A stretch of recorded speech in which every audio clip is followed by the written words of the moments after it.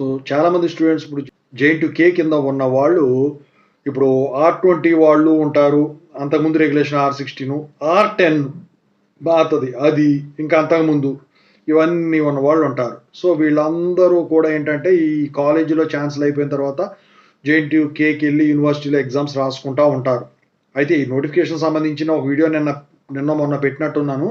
అది చూడండి, వాళ్ళు ఐ కార్డ్లో కానీ ఎండ్ కార్డ్లో కానీ ఉంటుంది, చూసుకోండి.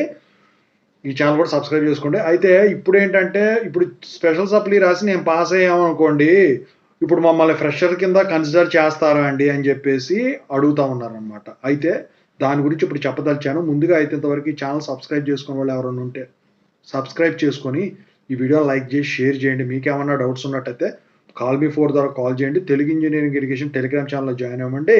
ఈ వీడియోకి ఒక హైప్ ఇవ్వండి. అయితే ఏంటంటే ఇక్కడ R20 వాళ్ళు కూడా త్వరలో కొన్ని బ్యాచ్లు జాయిన్ అవుతాయి JNTU-K స్పెషల్ సప్లీలో.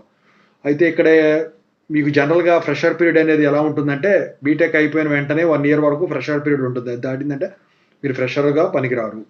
అయితే కొన్ని కంపెనీలు ఏంటంటే 2-3 ఏళ్ల వరకు కూడా పిలుస్తూనే ఉన్నాయి అయిపోయిన తర్వాత. జనరల్ రూల్ అయితే 1 year, అసలు అయితే ఓడి కూడా 1 year తర్వాత ఇస్తారు. అయితే ఇప్పుడు ఏంటంటే మీరు తెలుసుకోవాల్సింది, మరి స్పెషల్ సప్లీ ద్వారా వెళ్ళారంటే ఫ్రెషర్ కింద ట్రీట్ చేస్తారంటే మీరు ఫ్రెషర్ కిందే వస్తారు 1 year వరకు. కాకపోతే ఇక్కడున్న డిసడ్వాంటేజ్ ఏంటంటే మీకు ఎడ్యుకేషన్ గ్యాప్ అని ఉంటుంది కదా. ఇప్పుడు మీరు 4 yearsలో అవ్వాల్సింది 6 yearsలోనో 8 yearsలోనో 10 yearsలోనో చేశారు.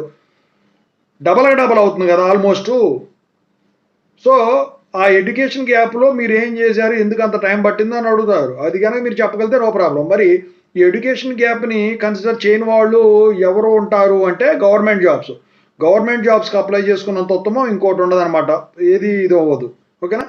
సో కెరీర్ గ్యాప్ ఎలాగో ఎడ్యుకేషన్ గ్యాప్ అనేది ఈ రకమైన గ్యాప్. ఆ రెండింటికి డిఫరెన్స్ ఏంటని నేను తర్వాత చెప్తాను. Thank you.